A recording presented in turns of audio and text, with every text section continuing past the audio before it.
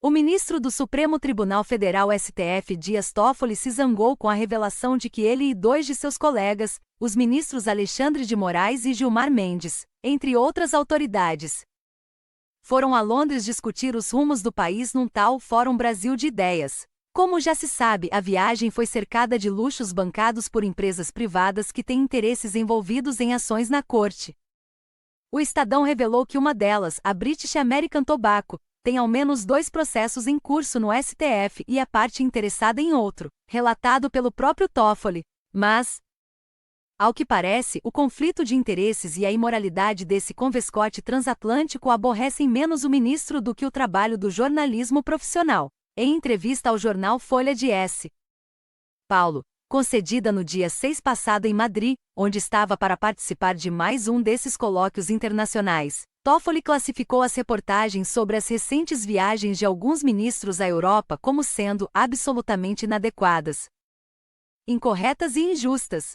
Sobre o que de fato haveria de inadequação, incorreção ou injustiça no que foi publicado, o ministro nada disse. E a rigor, nem poderia, pois nenhum veículo de comunicação sério apresentou à sociedade mentiras, omissões ou distorções dos fatos tais como eles se deram. Se não por zelo com a imagem do STF, da qual deriva sua credibilidade, o convite deveria ter sido recusado por pudor.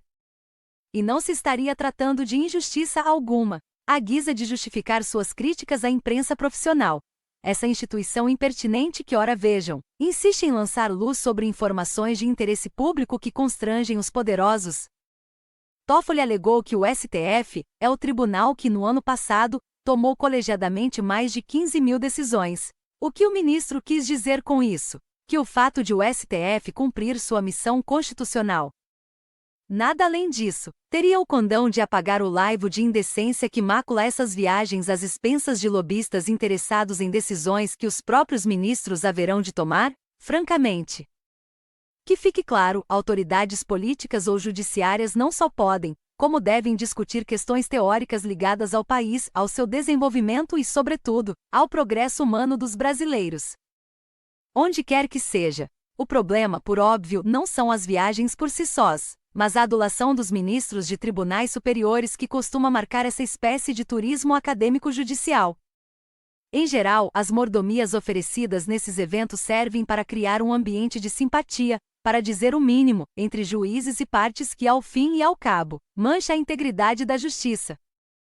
Portanto, em vez de ficar bravo com a imprensa ou, pior, se arvorar em editor de um país inteiro, como disse em 2020 sobre o que entendia ser um dos papéis de ministro do STF, Toffoli serviria melhor ao Brasil se fizesse o autoexame de seu comportamento como ministro e, quem sabe, levasse outros colegas pelo mesmo bom caminho da autocontenção e do republicanismo. Este jornal se sente confortável em fazer essa recomendação porque foi, inegavelmente, uma das vozes mais contundentes a sair em defesa do STF quando a instituição se viu atacada pelos inimigos da democracia dispostos a desmoralizá-la para fins golpistas. A desmoralização endógena, contudo, pode ser tão ou mais nociva para a legitimidade do Supremo perante a sociedade, e do Poder Judiciário, em geral, do que a cruzada difamatória encampada pelos liberticidas. Curiosamente, o momento que Toffoli escolheu para criticar o trabalho da imprensa profissional no Brasil coincidiu com a entrega do célebre Prêmio Pulitzer nos Estados Unidos, na categoria Serviço Público.